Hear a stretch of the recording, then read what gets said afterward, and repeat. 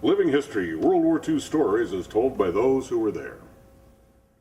And today we have the honor and the privilege of hearing the story of a B-17 Navigator in the Pacific during World War II. Major Davy Crockett was a navigator aboard a B-17 en route from San Francisco to Clark Field in the Philippines by way of Ford Island in Hawaii when they found themselves in the midst of the Japanese attack on Pearl Harbor on December 7th, 1941. And that's, which bomb group was this now? 19th Bomb Group. 19th Bomb Group, okay. Half the 19th Bomb Group, at the time I joined them in Albuquerque, was in Clark Field, Manila. And there were 2 squadrons of us in Albuquerque, and we were to fly over and join them.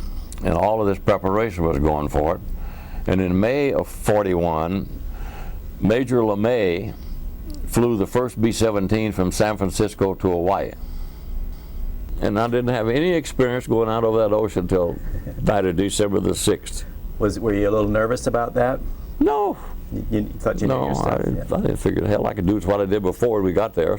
And so you shoot the stars, right? By celestial, you're taking fixes on stars? Yes. Mm-hmm. And so what if it's overcast, then what? You don't get it. You wait until you do. Oh, okay. Then you do what they call DR, dead reckoning. And if you reckon wrong, you're dead.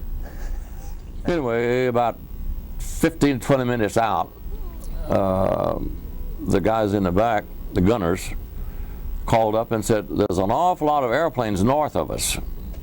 And so I looked out that little one window they had there, and sure enough, you could see a whole flight of airplanes. They're about 10 miles away, I guess.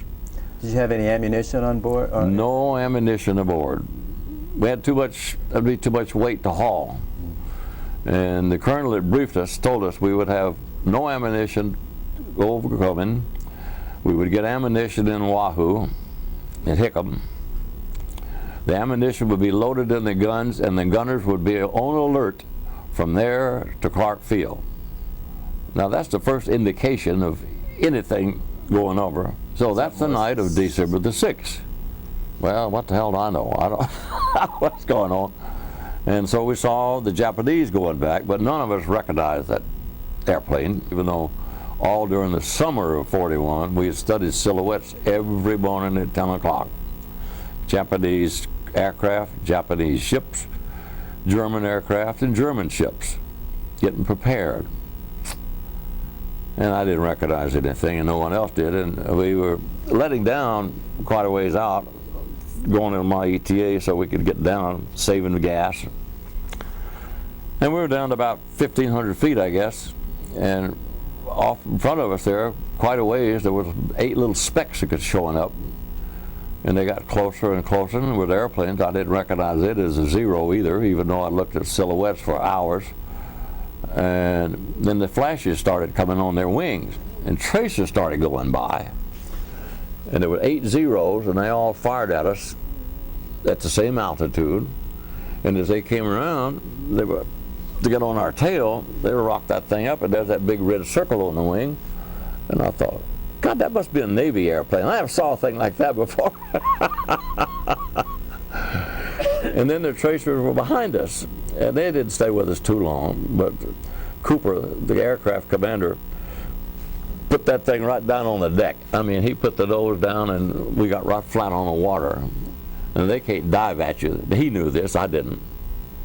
And so they were going back out because they were out of gas or fuel probably, going to the carriers.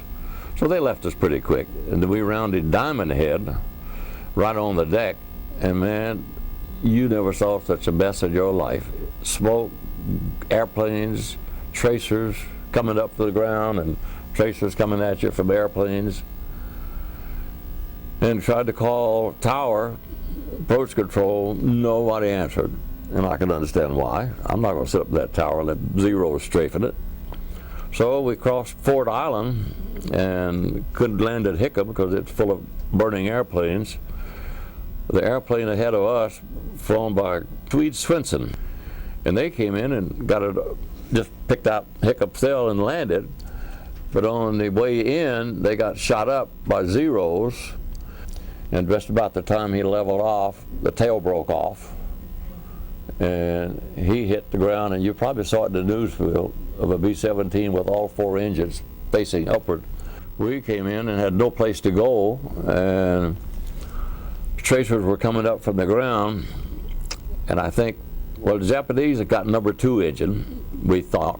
We didn't know whether it was because it's out of fuel or what happened, but the engineer didn't figure out either. They had to feather it before we got to Diamond Head. Then we crossed over Hawaii, Fort Island. We had another engine go out, and we think tracers from the ground crew got that, so they were coming up. And we were about 1,500 feet, and Cooper said, everybody get a chute, we're going to bail out. And he was going to fly up toward the mountains at north, and everybody going to jump. But in the process of doing that, we saw Wheeler Field, and it was burning pretty good, but it had a big grass open field. It didn't have a runway like we have today. It just open field, and so we headed for that with 2 engines out, put it in, wheels up. And then we got out and jumped and ran and across the field, got in some woods over there, and that was the first time I'd ever been called Davy. Major Landon was there, and he said, here comes Davy Crockett. And I've been called Davy ever since then.